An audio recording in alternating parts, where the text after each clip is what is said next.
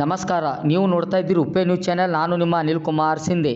ಇಂದು Don ಬೊಸ್ಕೋ ಹಾಗೂ ಅಜೀಂ ಪ್ರೇಮ್ಜಿ ಅವರ ಸಂಯುಕ್ತ ಆಶ್ರಯದಲ್ಲಿ ಬೀದರ್ ತಾಲೂಕಿನ ಜನವಾಡ ಗ್ರಾಮ ಪಂಚಾಯಿತಿಯಲ್ಲಿ ಮಕ್ಕಳ ರಕ್ಷಣಾ ಸಮಿತಿ ರಚನೆ ಮಾಡಲಾಯಿತು. ಈ ಕಾರ್ಯಕ್ರಮದಲ್ಲಿ ಡಾನ್ ಬೊಸ್ಕೋ ಸಂಸ್ಥೆಯ ನಿರ್ದೇಶಕರು ಫಾದರ್ ಸ್ಟೀವರ್ ಲಾರೆನ್ಸ್, ಜಿಲ್ಲಾ ಸಂಯೋಜನಾಧಿಕಾರಿ ಅಕ್ಷಯ್ ಕುಮಾರ್ ಅವರು ಹಾಗೂ ಜನವಾಡ ಗ್ರಾಮ ಪಂಚಾಯಿತಿ ಕಾರ್ಯದರ್ಶಿ ನಸೀರುದ್ದೀನ್, ಅಧ್ಯಕ್ಷರು ವಜಂತಾಬಾಯಿ ನಾಮದೇವರಾವ್, ಉಪಾಧ್ಯಕ್ಷರು ತುಕಾರಾಮ್ ತಂದೆ ನರ್ಸಿಂಗ್ ಮತ್ತು ಗ್ರಾಮ ಪಂಚಾಯಿತಿಯ ಸದಸ್ಯರು ಆಶಾ ಕಾರ್ಯಕರ್ತರು, ಅಂಗನವಾಡಿ ಅವರು, ಆರೋಗ್ಯ ಇಲಾಖೆಯವರು, ಶೀತಲ್ ಮೇಡಮ್, ಶಿಕ್ಷಣ ಇಲಾಖೆ, ಪಂಚಾಯತಿನ 3 ಸರ್ಕಾರಿ ಶಾಲೆಯ ಮುಖ್ಯ ಗುರುಗಳು ಆಗಿರುವ ಬಾಬುರಾವ್ ಸರ್, ದಂಡಾಪುರ್ ಕಿರಿಯ ಪ್ರಾಥಮಿಕ ಶಾಲೆ ಸೂರ್ಯಕಾಂತ್ ಸರ್ ಹಾಗೂ ಸಹಶಿಕ್ಷಕರು, ವಿದ್ಯಾರ್ಥಿಗಳು, ಪೋಷಕರು ಮತ್ತು ಸಮಾಜ ಸೇವಕರು ಮತ್ತು ಇನ್ನಿತರರು ಭಾಗವಹಿಸಿದ್ದರು.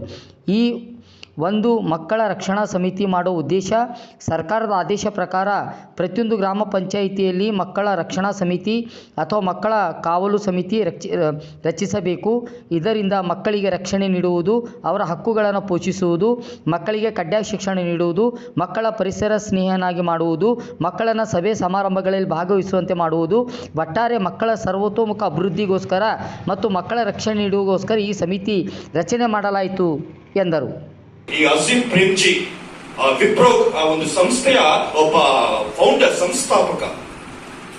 ಅವರು ಈ ಒಂದು ಭಾರತ ದೇಶದಲ್ಲಿ ಗ್ರಾಮಗಳ ಒಂದು ದೇಶವಾಗಿದೆ. ಇವತ್ತು ಸಿಟಿಗಳಲ್ಲೆಲ್ಲ ಬೆಳೆದುಬಿಟ್ಟಿದೆ. ಆದ್ರೆ ನಮ್ಮ ಗ್ರಾಮಗಳಲ್ಲಿ ಮಕ್ಕಳಿಗೆ ಮೂಲಭೂತ ಒಂದು ಅವಶ್ಯಕತೆ, ಅವರಿಗೆ ಅವಕಾಶ ಸಿಗ್ತಾ ಇಲ್ಲ. ಅಂತಹ ಒಂದು ಮೂಲ ಉದ್ದೇಶದಿಂದ ಅವರು ನಮ್ಮ ಡಾನ್ ಬೊಸ್ಕೋ ಸಂಸ್ಥೆಯ ಜೊತೆಗೆ ಕೈ ಜೋಡಿಸಿ ಈ ಒಂದು ಚಟುವಟಿಕೆ ಕೇಂದ್ರವನ್ನ ಕಳೆದ 1 ವರ್ಷದಿಂದ ಮಾಡ್ಕೊಂಡು ಬಂದಿದ್ದಾರೆ.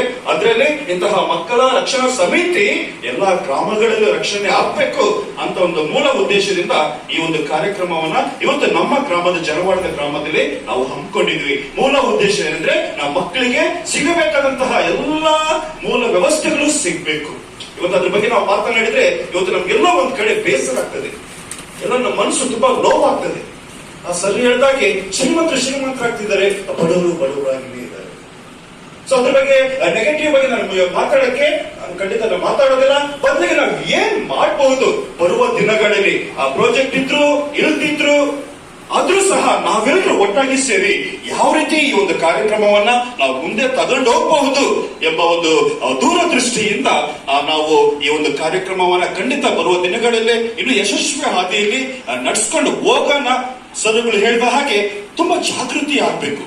ಆ ಜಾಗೃತಿ ಆದಾಗ ಮಾತ್ರ ಈ ಒಂದು ಮಕ್ಕಳಿಗೆ ಒಂದು ಒಳ್ಳೆಯ ಭವಿಷ್ಯ, ಅವರ ರಕ್ಷಣೆಗೆ, ಅವರ ಹಕ್ಕುಗಳಿಗೆ ಖಂಡಿತ ರಕ್ಷಣೆ ಸಿಗ್ತದೆ. ಅದರಲ್ಲ ಮುಖ್ಯವಾಗಿ ಇವತ್ತು ನಾವು ಮಾತಾಡಕ್ಕಿಂತ ಇವತ್ತು ನಮ್ಮ ಮಕ್ಕಳು ಮಾತಾಡಿದ್ರೆ ಈ ಒಂದು ಸಮಿತಿಗೆ ಒಂದು ಒಳ್ಳೆ ಅರ್ಥ ಸಿಗ್ತಾ ಇತ್ತು. ಇವತ್ತು ನಮಗೆ ನಮ್ದೇ ಆದಂತಹ ಒಂದು ಯೋಚನೆ ಮೂಲಕ ನಾವು ಮಾತಾಡ್ತಿದ್ವಿ. ಆದ್ರೆ ಕುಳಿತಿರುವಂತಹ ಮಕ್ಕಳು ಇವತ್ತು ಮೈಕ್ ಇಟ್ಕೊಂಡು ಮಾತಾಡೋ ಒಂದು ಸಾಮರ್ಥ್ಯ ಇಲ್ಲ. ಆ ಒಂದು ಸಾಮರ್ಥ್ಯದ ಮಟ್ಟಿಗೆ ನಾವು ಬೆಳೆಸಿದ್ರೆ ಮಾತ್ರ ನಮಗೆ ಆ ಮಕ್ಕಳಿಗೆ ಒಂದು ಉತ್ತಮವಾದಂತಹ ಒಂದು ಭವಿಷ್ಯವಿದೆ. ಇಲ್ಲಾಂದ್ರೆ ಶ್ರೀಮಂತರಾಗಿರ್ತಾರೆ, ಬಡವರಾಗಿರ್ತಾರೆ. ಆ ಬಡವರ ಮಕ್ಕಳನ್ನ ಇನ್ನೂ ತುಳಿದು ಇವತ್ತು ನಾವು ಜೈಲುಗಳಿಗೆಲ್ಲ ಹೋದ್ರೆ, ಸೆರೆಮನಿಗಳಿಗೆ ಹೋದ್ರೆ ಎಲ್ಲ ಬಡ ಮಕ್ಕಳೇ ಇವತ್ತು ಒಳಗಡೆ ಇರ್ತಾರೆ. 16-17 ವರ್ಷ ಕೆಳಗಡೆ ಇರೋ ಮಕ್ಕಳು ಇವತ್ತು ಕ್ರೈಮ್ಗೆ ಒಳಗಾಗ್ತಾರೆ. ನನಗಿನ್ನೂ ನೆನಪಿದೆ, ನಾನು ಸುಮಾರು 20 ವರ್ಷಗಳ ಹಿಂದೆ ಬ್ಯಾಂಗ್ಳೂರ್ ರೈಲ್ವೆ ಸ್ಟೇಷನ್ ಸೇವೆ ಮಾಡ್ತಾ ಇದ್ದೆ. ಡೈಲಿ ಇನ್ನೂ 20-30 ಮಕ್ಕಳು ಮನೆ ಬಿಟ್ಟು ಭಾರತ ದೇಶದ ಅನೇಕ ಒಂದು ರಾಜ್ಯಗಳಿಂದ ಆ ಒಂದು ಬ್ಯಾಂಗ್ಳೂರ್ ಸಿಟಿಗೆ ಬರ್ತಾರೆ. ಯಾಕೆ ಗೊತ್ತಾ? ತನ್ನ ಹೊಟ್ಟೆಪಾಡಿಗಾಗಿ. ಆದ್ರೆ ಇವತ್ತು ಕಳೆದ 30 ವರ್ಷಗಳಿಂದ ನಮ್ಮ ಡಾನ್ ಬೊಸ್ಕೋ ಸಂಸ್ಥೆ ಅಲ್ಲಿರುವಂತಹ ಮಕ್ಕಳಿಗೆ ರಕ್ಷಣೆ ಮಾಡಿ ಪುನಃ ಅವರ ಆ ಗ್ರಾಮಗಳಿಗೆ ವಾಪಸ್ ಕಳಿಸ್ಕೊಡ್ತಾ ಇದೀವಿ. ಅಲ್ಲಿ ಉಟ್ಕೊಂಡಂತಹ ಒಂದು ಆಲೋಚನೆ ಇವತ್ತು ನಮ್ಮ ಕರ್ನಾಟಕದ ಅನೇಕ ಜಿಲ್ಲೆಗಳಲ್ಲಿ ಈ ಡಾನ್ ಬೊಸ್ಕೋ ಸಂಸ್ಥೆ ಇವತ್ತು ಈ ಒಂದು ಗ್ರಾಮಗಳಲ್ಲಿ ಇದು ಸೇವೆ ಮಾಡ್ತಾ ಇದೆ.